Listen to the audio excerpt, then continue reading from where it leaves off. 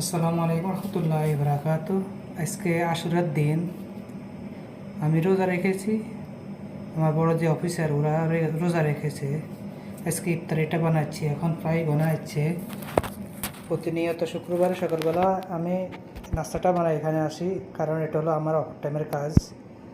এই যে আস্তে আস্তে তৈরি করছি। এটা হলো জয়তন, এটা হলো বেগুনের আচার, আর এগুলি হলো আমাদের দেশে যে ছোলা আছে না, এই দেশের হম্বুজ বলে, আর এই সাদা ছোলাগুলি বড়গুলি। আর এটা হলো দুধের ক্রিম, আর এটা হলো রুটি, আর এখানে আমার ডিম আর রুটি বানাচ্ছি। এখানে আবার রুটিটা প্রায় বানাচ্ছে হওয়াটা। এই রুটিগুলি খেতে খুব সুস্বাদু। আর এদিকে আমার চোপ চোপ বানাচ্ছে, চোপটা একটু লেড়ে দিচ্ছি। এটা হলো চোপ,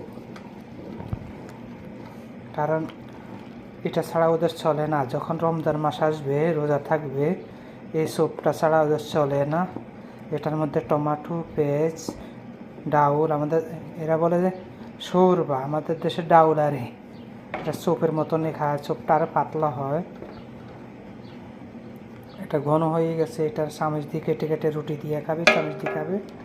আর আরে কোনো কাজে ছোটো না, আমি প্রত্যেক ভিডিওতে বলে আসছি, কোনো কাজে ছোটো না।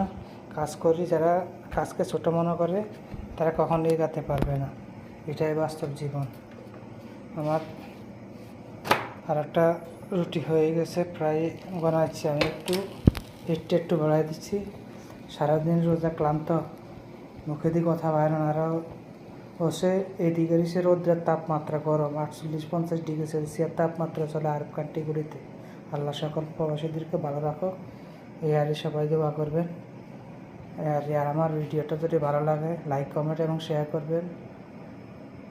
সামনে আরও নতুন নতুন ভিডিও আমার আসতেছে। সোশ্যাল মিডিয়াতে আপনি একজন আরেকজন সাপোর্ট না করলে কখনো এগাতে পারবেন না। একজনরে ভালো করে সুন্দর করে কমেন্ট করেন, আর 3জনের রিপ্লাই কমেন্ট করেন, দেখবেন আপনার ফলো কি দূরত্ব বেড়ে যাচ্ছে, দেখবেন। তো আর কে ভালো থাকবেন, আল্লাহ হাফেজ।